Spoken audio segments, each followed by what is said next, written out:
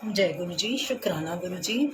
बहुत बहुत शुक्राना संगत जी का, और बहुत बहुत शुक्राना मल्टीलिंगुअल ग्रुप का, बहुत बहुत शुक्राना सुरेश अंकल का, जिन्होंने ये मौका दिया, प्लेटफॉर्म दिया। सॉरी कि हम सब दिव्य आभा पढ़ पा रहे हैं, जो गुरु जी का ग्रंथ है लाइट ऑफ डिविनिटी, और जिसका रूपांतर अभी अमिताभ शास्त्री अंकल ने किया था। तो जय गुरु जी। आज का चैप्टर है जन संपर्क अधिकारी को पुनः वाणी प्राप्त। दिसंबर 1999 की शीत ऋतु मेरे लिए एक अति भयानक समाचार लेकर आई थी। धीरे धीरे मेरी आवाज़ कम होती जा रही थी और थोड़े से शब्दों के उच्चारण के लिए भी मुझे विशेष प्रयास करना पड़ रहा था। कर्ण, नासिका और कंठ विशेषज्ञ से मिलने के बाद यह लग रहा था कि दिल्ली की यह शीत ऋतु और धुंध निराअंध होते हुए भी प्रतिकूल होने वाली थी। विस्तृत जांच पड़ताल के बाद विशेषज्ञों ने शैल क्रिया का परामर्श दिया, जो सर गंगाराम चिकित्सालय में करी गई। मेरी बायोप्सी का परिणाम आने पर हमारी आशंका की पुष्टि हो गई। कंठ में सिगरेट, मद, तंबाकू या पान का सेवन नहीं करता था, पर ईश्वर ही पालक है। अपनी शैल क्रिया के बाद 3 सप्ताह के विश्राम काल में, जिसमें मुझे कुछ भी बोलने की मनाही थी, मैं गुरुजी की शरण में रहा। मैं और मेरी पत्नी, हम दोनों गुरुजी के पास मेरी दुर्दशा की अवस्था में पहुंचे थे, किंतु उससे पहले एक और परीक्षा देनी थी। चिकित्सालय से आने के बाद 5वें दिन मेरी गुरुजी के पास जाने की अटूट अभिलाषा जागृत हुई। संयोग से उस दिन अत्यधिक वर्षा हो रही थी।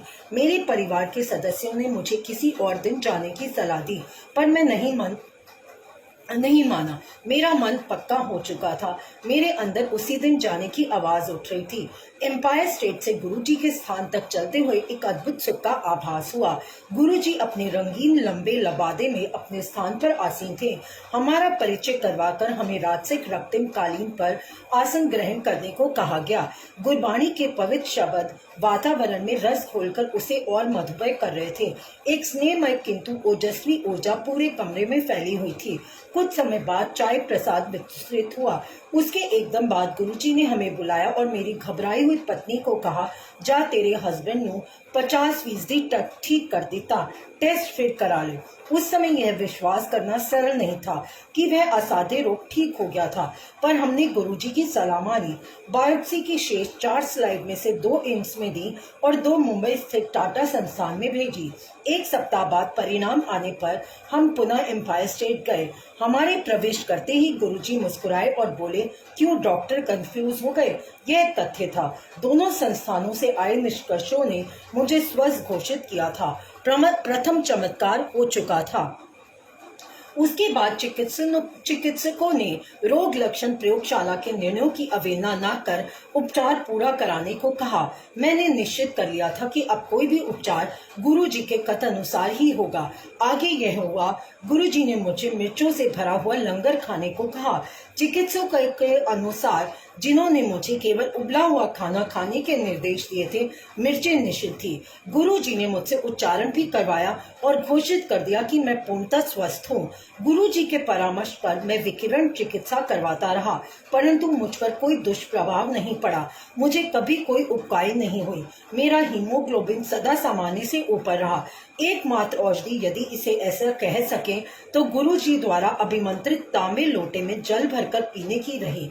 इस क्रिया में पूरी रात्रि जल भरकर रखने के बाद प्रातः काल आधा पीकर शेष से स्नान करना था। इस अति साधारण क्रिया पद्धति से मैं पूर्ण स्वस्थ हो गया। नव जीवन के लिए मेरा ऐसा चमत्कारिक परिवर्तन रहा है, यह सिद्ध करने के लिए मेरी 2 बेटियां और पत्नी हैं।